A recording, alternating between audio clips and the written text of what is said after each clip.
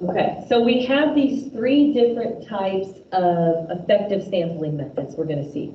Stratified, systematic, and cluster. What are they? So our stratified is where we're going to take our people from our population and we're going to separate them into non-overlapping groups called strata. Okay, think of them as like different classifications. So we organize our people into these non-overlapping groups, and then we're going to take a simple random sample from each strata. Okay, so each of those groups that we organize are the strata, and then from each one we'll get our simple random sample. Now, how do we group people? Homogeneous. It needs to make sense. Maybe age, maybe, we talked about this already a lot, right? Maybe your background, your demographics, et cetera, et cetera. But the key is that from each of those groups, we'll get our simple random samples. That's stratified. So if I could make a note in there, I guess what I would say is, maybe I would say, think groups and think simple random sample from each group.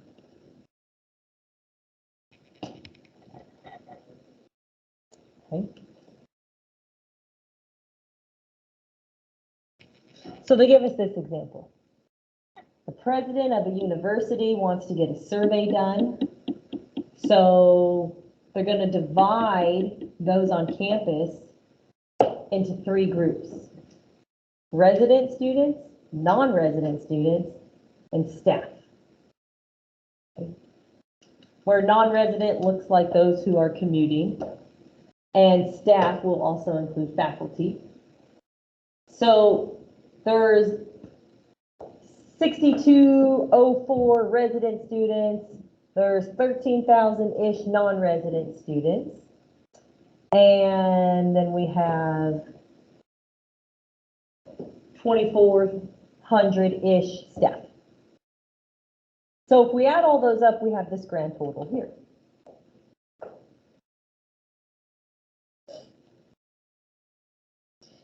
So to make this stratified, we're going to take a simple random sample from each group. What do we want it to be? Maybe we want 100 from each group. But let's look at the strategy that they use. They say they take a simple random sample of 28, okay, residents, 61 non-residents, and 11 staff. Any idea where that could be coming from? How about this? What is 61 plus 28 plus 11? 100. Is it? Yeah. Okay. So the idea is that 11% were from one group, 61% were from the other group, and 28% were from the other. Okay. So dividing this up. And the way that that's found is by taking that grand total, okay, and saying, of that grand total, of this 21,909, how many of them are resident? And it's about 61%, okay? How many of them from our non-resident, how many of the non-resident are part of that total? That's our 28%, where 11% are just staff, okay? Which is why they picked those numbers. Does it have to be that way? No, okay? It does not need to be that way. There's just, I guess, an easier way to explain this as far as it being in terms of 100%, okay? And you'll see that to come later, why we get so hung up on that. Any questions, though? Okay, that is our stratified sample. Let's look at systematic. Systematic is, I'm going to take every CAPE person from the population. Maybe you stand outside the grocery store and you ask every seventh person that walks out. That is systematic. Okay? We're going to look at pros and cons to each of these because I don't particularly like this one, but I guarantee there's a reason why, and I'm going to think about it more. But there might be some good ones in the book that I'll pull and type something up for. But right now, I think I do like the idea of the stratified better than just taking every 10th or so. Does anything come to your guys' mind with systematic and where it may be good to use that?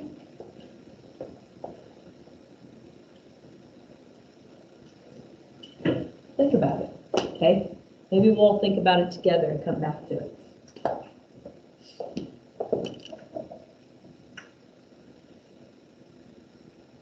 I wonder why these are all cut off. This is definitely cut off, and I'll look into it for you guys. But this example that they're giving is kind of the same as what I'm giving you with standing outside the grocery store. They say instead they have someone at like a cashier at a Kroger grocery store asking every seventh person or something. Okay. But I got to see why these slides aren't transferring over correctly. Yeah. Do they? So then I think what the issue is how I'm importing them into my note taker. Okay. So what I can do is, I'll look into it. I'll fix it, but I thank you for telling me because I might just have to, last time what I did was print them for you guys, so maybe I'll print them and then I'll print them myself and write underneath here. Let's see. So we need to think of a scheme for how we're going to say every case, right? So first thing we can do is we can approximate the population size in. We can determine the sample size that we need, little n. We're going to compute big N, divide that by little n, and round down to the nearest integer. Not up, because we need to be within. That's our K. That might be one way of doing it. So if you're not sure if it should be every third, or every seventh, or every 10th, this is just a mechanism for you to get an idea of what might be a good every case number. Then you're going to randomly select a number between 1 and k to be your p. So that k is kind of acting as like how many of these like groups, so to speak, okay? So the sample, after you select a number between 1 and k, is going to, and you call that number p, that sample will consist of p, and then p plus whatever k is, and then p plus 2k, right? So your starting point is, say, 3, and then 3 plus 7, and then 3 plus 2 times 7, and so forth.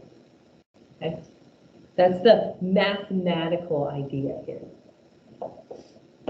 Any questions on that? Good. Cluster.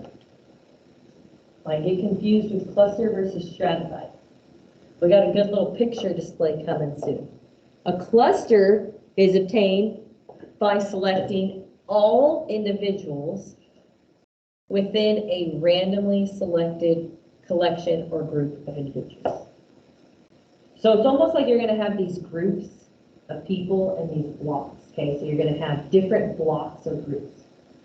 But unlike the stratified, where I take a simple random sample from each group, here I'm going to select random groups and I'm going to take the whole group. Okay, that's cluster. So you're taking them by clusters.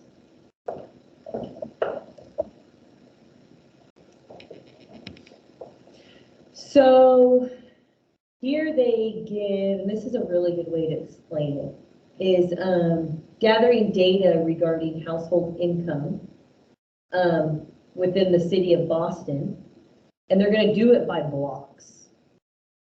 So if you have X amount of city blocks, like here they say about 10,000 or so city blocks, what they're going to do is maybe survey 20 blocks. So you could say, all right, we have 1 to about 10,000 blocks. And instead of taking a certain amount from each block, we're going to take 20 of those blocks. And who's ever in that block, we take that whole thing. Okay? So that's cluster.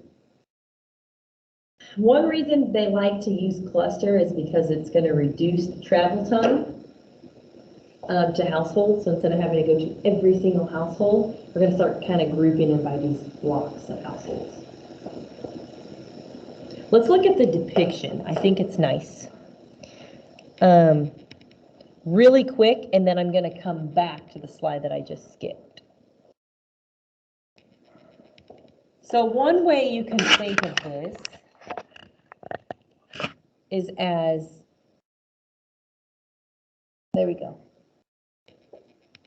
with stratified, right? Here's our population.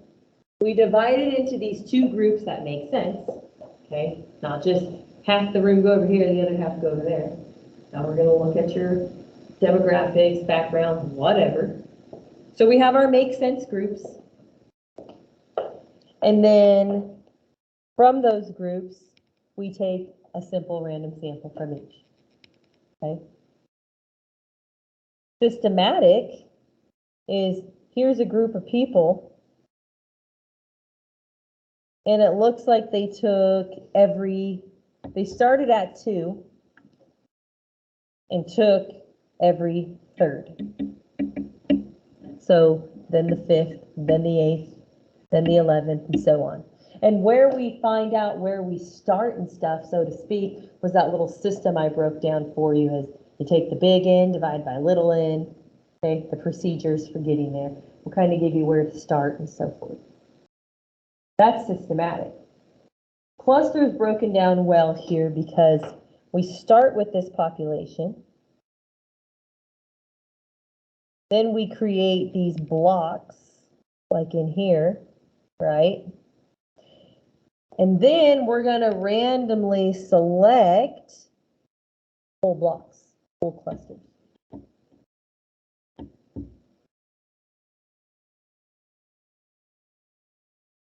Any thoughts on that?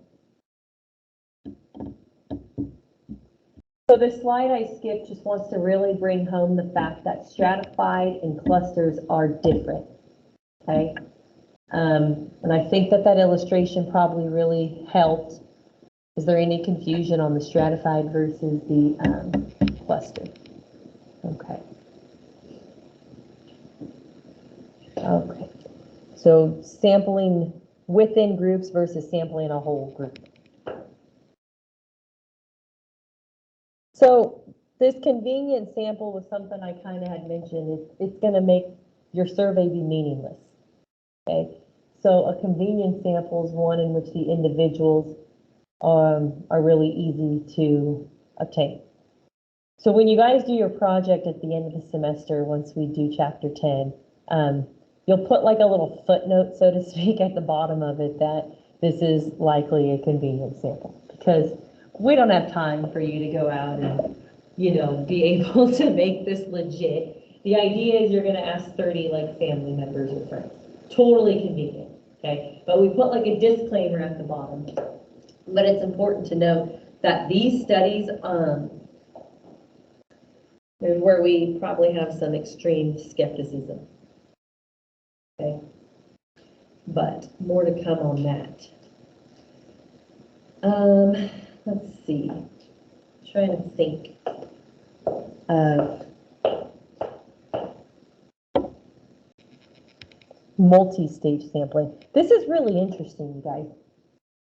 It says most large-scale surveys obtain samples using a combination of all of them, all those three we just talked about.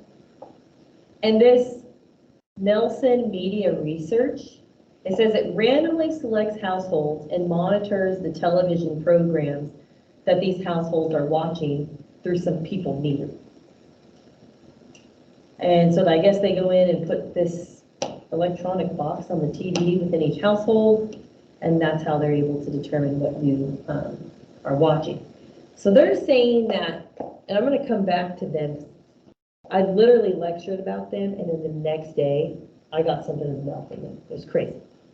But they have this two-stage sampling process where first they divide the country into these geographic areas. Okay, those are our strata. That's our stratified. And each of those strata are typically city blocks in urban areas and geographical locations for rural areas and so forth. So then about 6,000 strata are randomly selected. So they send these representatives to those selected strata, and then they list the households within the strata, and then the households are randomly selected. So it's like a two-step deal. They start by making these strata, and then each have those blocks. And then once they get out there to those strata, they look within them at the different households and then do the simple random sample within there. So interesting, because I got, you know, a letter from them. I taught this course last semester at night, and then I got a letter in the mail from them, and there was $2 in it. So instantly, you get a lot of fake crap in the mail. And I was like, this has to be fake little $2 bills, but it had the little like see-through envelope where you could see the $2 in there. So I opened it right away, and it was $2 real dollars. And they just wanted to know if you would fill out their survey and send it back. Most people probably aren't. I didn't. I took the $2 and I don't have time, okay? Like, I don't have time. But the thing is what an interesting way to try to get people to give you data. Desperate, they're very desperate. We're going to talk about a lot of the different ways, I think on Thursday, with bias and stuff, right? Because back in the day, and most of you probably don't, you know, we had phone books, okay? I actually still get one, I don't know why, but they would open the phone book and call people in the phone book, and that was how they could get their sample of people. So we're going to look at what's wrong with a lot of these different ways. But I thought that was really interesting that they